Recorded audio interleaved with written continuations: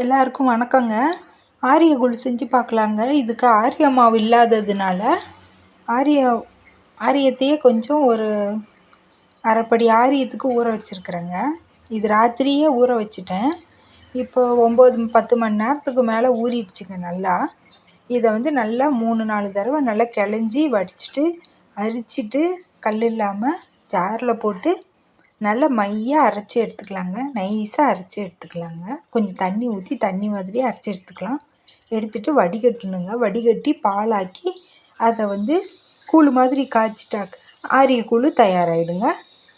ஜாரில் போட்டு அரைச்சிட்டு பார்க்கலாங்க. இது மிக்சி ஜாரில் போட்டு அரைச்சாச்சுங்க. தண்ணி ஊற்றி கலக்கி வச்சுருக்குறேங்க. இதை இந்த வடிகட்டியில் வடிச்சிக்கலாங்க.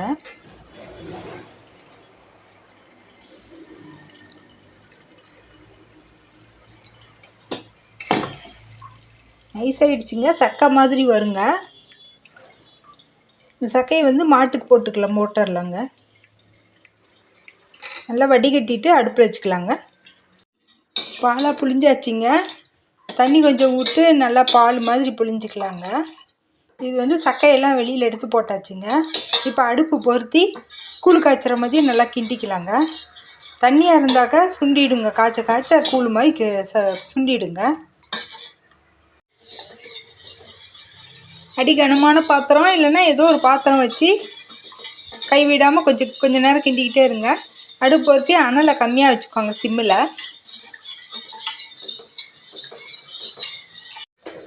நல்லா கெட்டி ஆகிடுச்சுன்னாங்க பக்கத்தில் ஒரு பாத்திரத்தில் தண்ணி வச்சுக்கோங்க. சுடு தண்ணி கொதிக்க வச்சு சுடு தண்ணி நல்லா கொதிக்கிற தண்ணி அதில் கொஞ்சம் ஊற்றுங்க. இலக்கமாயிடும்.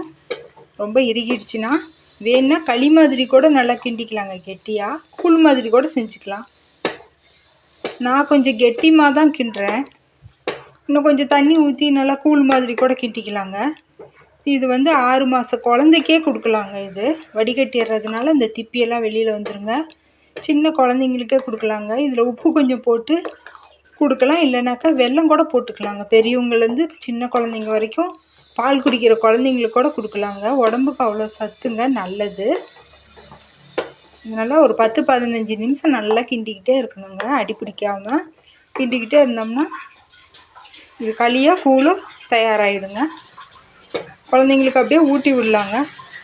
கொஞ்சம் கொஞ்சமாக எடுத்து ஊட்டி விடலாங்க. இது கலரே நல்லா பார்க்கவே நல்லா அட்ராக்ஷனாக இருக்குங்க.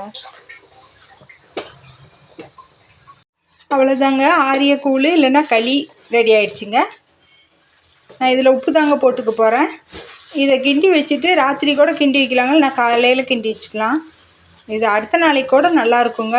தயிர் மோர் ஊற்றி கூட இதோட கரைச்சி குடிக்கலாங்க, உப்பு போட்டுட்டாக்க. இல்லைன்னா வெல்லம் போட்டு கூட சாப்பிட்லாங்க. நல்லா இருக்குங்க.